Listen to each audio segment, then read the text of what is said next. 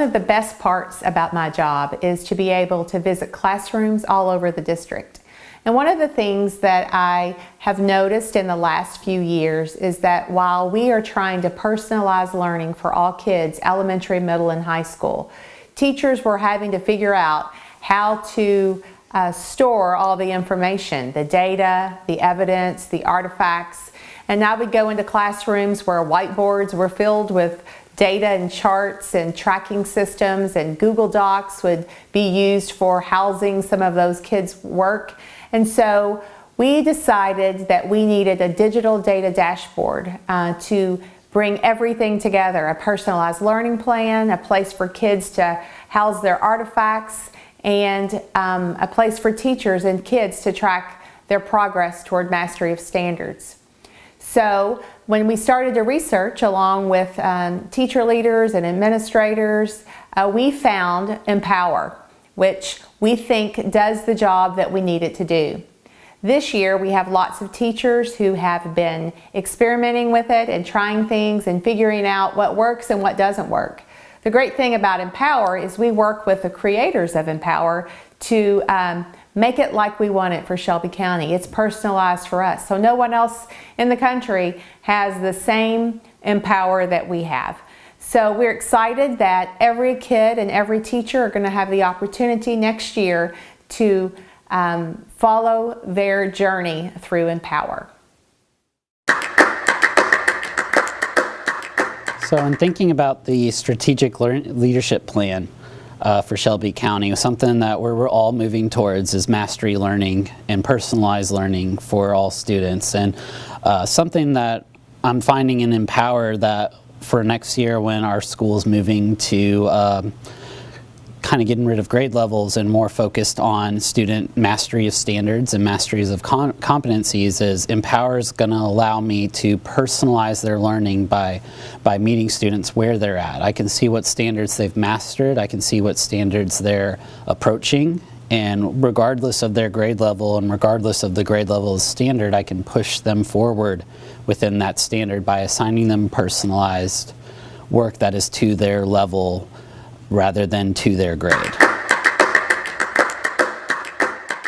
So one of my favorite things about Empower is the ability for teachers, for all teachers to be able to see all grade levels and all of the standards.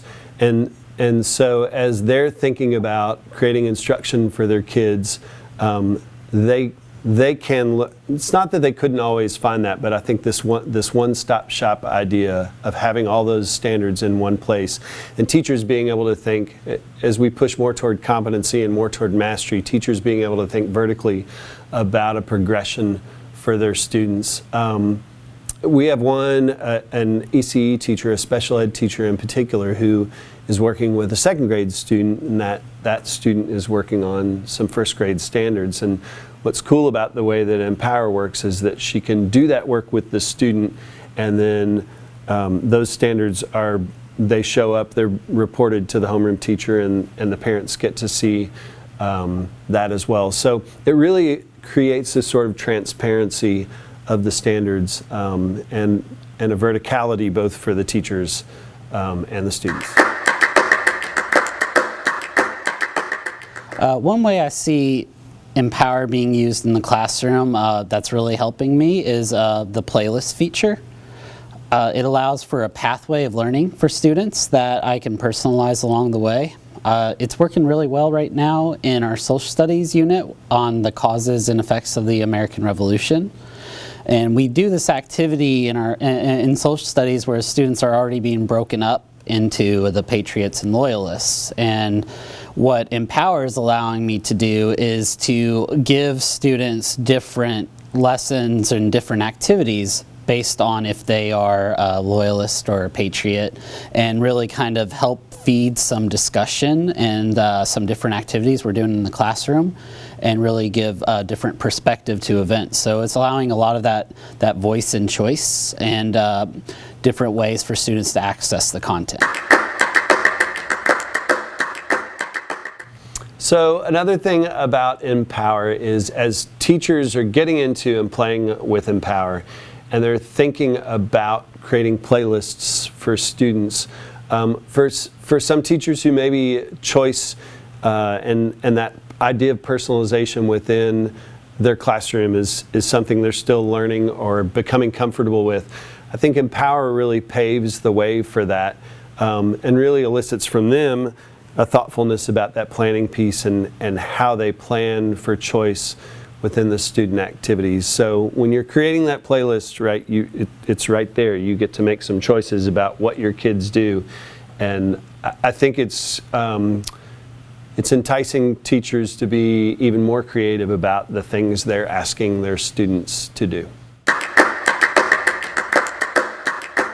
So with grading with Empower, I've found it to be a lot more intuitive as I've had students start to do work on it. An early activity I did was having students record themselves reading a passage, checking their fluency. And with the recording, I was able to listen to it, provide feedback, and grade all in one part of Empower. It was just a really ease of access for a variety of different activities we do, where I don't have to jump between different websites, different tabs. It's all in one place. I can, and like I said, I can give them feedback directly on a document or on an activity. I can grade it, and it goes right into my Empower grade book. So it really makes that, kind of streamlines that process with some of the digital tools we're using. So one thing that I've really liked about Empower is it's helped me to understand standards-based grading a lot more. One thing that I used to struggle with was the difference between formative and summative and the 80% versus the 20%, and understanding how we're supposed to grade each standard, even though Infinite Campus wasn't very standards-based friendly. And being able to use Empower has helped me to understand how it's actually supposed to function, standards-based grading. And also, it's given me a way to see what the grades are supposed to look like. And so now my understanding has grown, and I can explain it to my students better, and it's working and functioning properly with Empower. So one thing that I've learned is that there's not a difference in activity for formative and summative. Everything that my kids do, every activity they do, whether that be a project or an assessment, it's all formative. And then that collection of work is actually what creates the summative grade. And one thing about Empower is I can kind of live in the formative world and enter grades formatively, and then once I have enough evidence, it'll actually auto-populate a grade for their summative grade.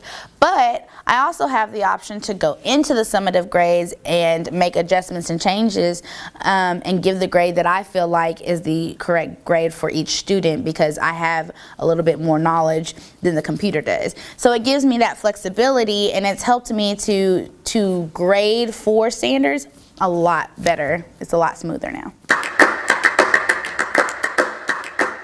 So there are a lot of different tools in Empower that I have found to be really useful. Some of those things would include the ability to actually allow the students to hear the instructions. There's like a little sound bite button at the bottom, and so whenever they have activities, it'll actually read it to them, which is really helpful for students who are ECE or require those types of accommodations. Even like ELL students, it's really useful for them as well. You can actually personalize what students work on, what activities. You can lock specific students out, or you can assign assignments to specific students. It's really helpful when doing like remediation and retakes of assessments for students, and being able to personalize and assign those to them. Students can actually even create their own activities if they feel like that they haven't done a wonderful job in one standard, and they have an idea of something that they could do to show evidence that they have mastered that standard. They can create their own assignment and then send it to you, and it would all still be graded on the same mastery skills that are already uploaded into Empower. So that's really cool as well. You can also see everything from the student's side. So I can go into any particular individual student and I can see their dashboard, what they have for every class, what they're missing from every class, what they have and have not completed. If they're telling me that they can't see something that I thought that I uploaded for them correctly, I can go into their view and I can see what they see and be like, oh, okay, this is what I didn't do correctly. And it's also very useful to use that when I'm explicitly teaching students how to use Empower. So that's a really cool tool that I like to use in Empower. You can also create groups in Empower. So you can choose students that you want to share with your co-teacher or a PLC, if you have a particular group of students that you want to look at, and then they have a separate grade book where all their grades would be imported, all their assignments would be imported. I'm really excited to use that in the future as well.